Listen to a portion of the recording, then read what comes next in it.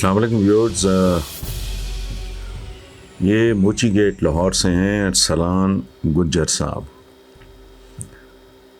میں نے پچھلے کسی سوال جواب کے اس میں قاضی جسٹس قاضی فائز عیسیٰ صاحب نے جو عدالت میں کہا ہے کہ پاکستان میں رہنا تو ایسا ہی ہے جیسے آدمی گٹر میں رہ رہا ہوں، کوئی اس طرح کا جملہ تھا. تو اس پہ میں نے کہا تھا کہ اس کو اس طرح نہیں لینا چاہیے جیسے ہمارے ہاں لوگ لے رہے ہیں. تو میں نے روربی میں ایک بات کی کہ میں جب بیرون ملک جاتا ہوں، اور یہ بات درست ہے، اور کچھ ہفتوں کے بعد نا مجھے بخار چڑھنا شروع ہو جاتا ہے واپسی کا، یار اپنے ملک چلو. اچھا، لوگ انسسٹ کرتے ہیں، ضد کرتے ہیں، لوگوں میں میرے دوست احباب جاننے والے ریلیٹیوز، وہ کہتے ہیں کہ یار اور رک جائیں، ذرا ہفتہ رک جائیں، 5 دن. تو میں کہتا ہوں بات مذاق میں کرتا ہوں، لیکن اس بات کا ایک بیک گراؤنڈ ہے. میں کہتا ہوں یار میں ہوں کاکروچ، مجھے اپنا گٹر یاد آ رہا ہے. یہ ایک سمبولک بات ہے، یہ ایک علامتی بات ہے. یہ اب سوال کیا ہے ارسلان گجر صاحب نے کہ آپ اس ملک کے جانے مانے صحافی ہیں، آپ کی پیدائش بھی اسی ملک میں ہے، اور آپ نے پاکستان کو گٹر کیوں کہا اور خود کو اس گٹر کا کیڑا بھی کہا، آخر کیوں؟ ارسلان گجر صاحب، آپ نے اس بات پہ غور کیوں نہیں کیا کہ میں چند ہفتوں سے زیادہ اپنے ملک سے باہر رہ نہیں سکتا، حالانکہ میرے پاس دنیا جہان کی ہر نعمت یہاں بھی وہاں بھی ہے، لیکن میرا دل نہیں لگتا وہاں. وہاں میری سگی بہنیں ہیں، وہاں میرے ان لاز ہیں، وہاں میرے قریبی دوست ہیں. یہ ایک سمبولک بات ہوتی ہے. میں نے آج قاضی جو فائز عیسیٰ، میں ان کو جانتا نہیں، نہ کبھی ملا ہے، میں اسی کیس کے چکر میں مجھے ان کے نام کا پتہ چلا، ادروائز میرا کیا لینا دینا. تو ایک بات یاد رکھیں کہ ملک کیا ہوتے ہیں. ملک ہوتا ہے، کوئی بھی ملک ہو، غور سے سن لیں، اس کو اچھی طرح سمجھ لیں. کوئی بھی ملک دنیا کا، وہ تو معصوم ہوتا ہے، وہ تو نہ اچھا ہوتا ہے نہ برا ہوتا ہے، چونکہ وہ تو ایک بے جان چیز ہے. اس میں صحرا ہوتے ہیں، دریاؤں، میدانوں، کھیتوں، کھلیانوں، پہاڑوں، جنگلوں، سمندروں کے مجموعے کے علاوہ کیا ہوتا ہے ایک ملک. جب اس طرح کی بات کسی ملک کے بارے میں کی جاتی ہے تو یاد رکھنا میرے بھائی، اس کے نظام کے بارے میں کی جاتی ہے. کل تک سرے عام ساری دنیا، ہم جیسے ملکوں، پاکستان شامل ان میں، تیسری دنیا. تیسری دنیا کا کیا مطلب ہے؟ اس سے بڑی تو پر گالی کوئی نہیں ہو سکتی. تیسری دنیا، یہ تھرڈ ریٹ دنیا، تیسرے درجے کی دنیا. یہ ٹائٹل ہم نے اور ہمارے جیسے بے شمار ملکوں نے اپنی غیر ذمہ داری، اپنی جہالت سے کمایا.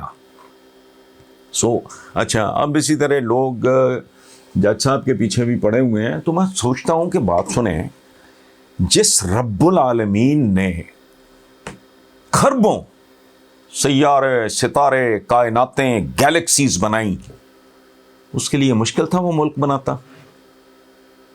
ملک انسان کی اپنی پیداوار ہے، اپنی ایجاد ہے. کروڑ سال انسان اس کرۂ ارض پہ بغیر کسی ملک کے پھرتا رہا. سارا کرۂ ارض ہر آدمی کا ملک تھا. اس کے بعد جب ملک بنے تو پھر مدتوں، جس کا جدھر منہ اٹھا کے چل پڑے. کبھی یہ لغاریں ہوتی تھیں تو امیر تیمور ترکی میں گھس گیا تو ظہیر الدین بابر وہاں سے اٹھ کے ادھر یہ کوئی ایشو نہیں تھا.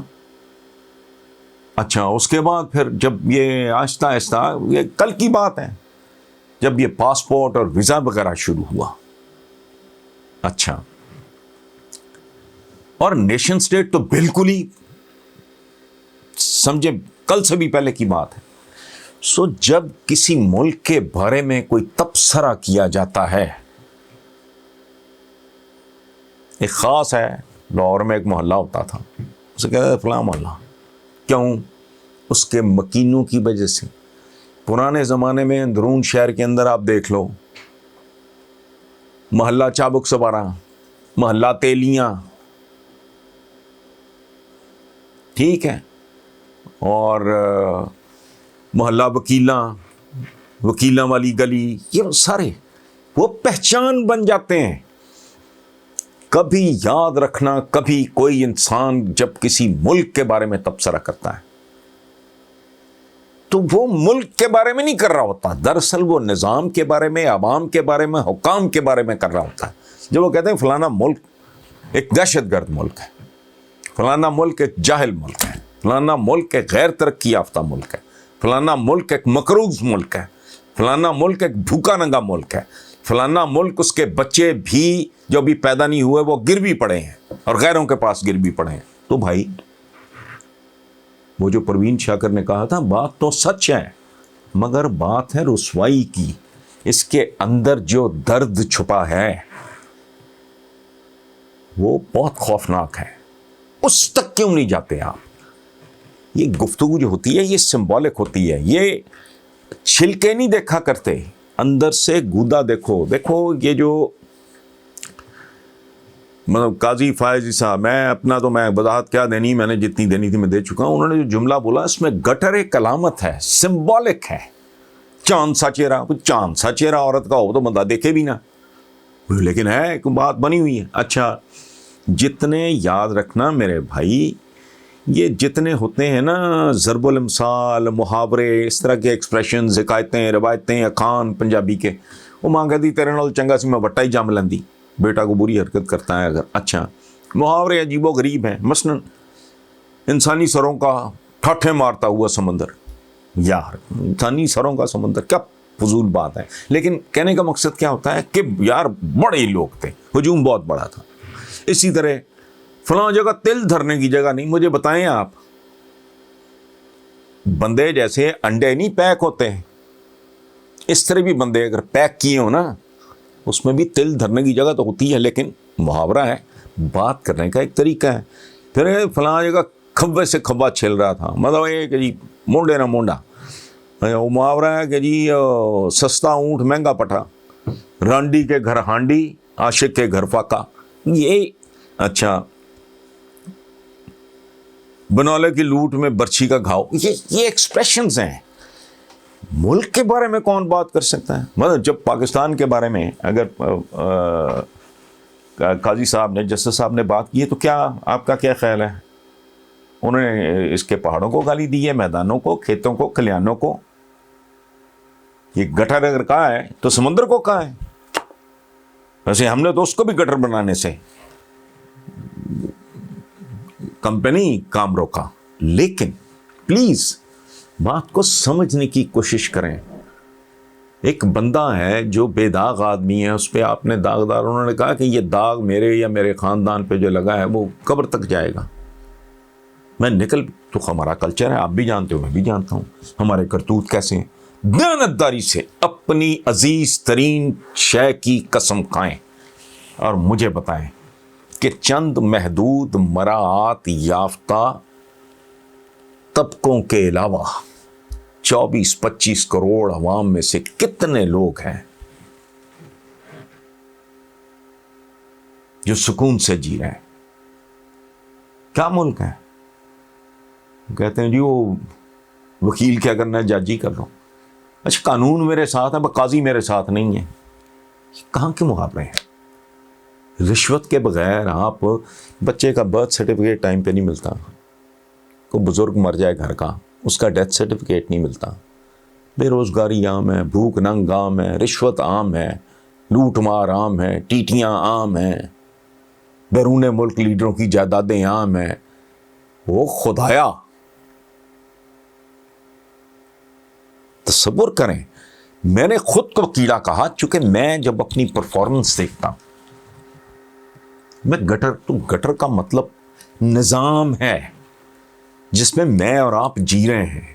مجھے پلیز آپ اپنی اوپینین دوبارہ، آپ کا اختلاف جاری رہے، سلام آپ کو سر آنکھوں پہ، کوئی بات نہیں. اس کی وجہ ہے کہ ہماری جو سوچ ہوتی ہے، ہمارے جو ریئیکشن ہوتے ہیں، ان کے پیچھے ایک بیک گراؤنڈ ہوتا ہے.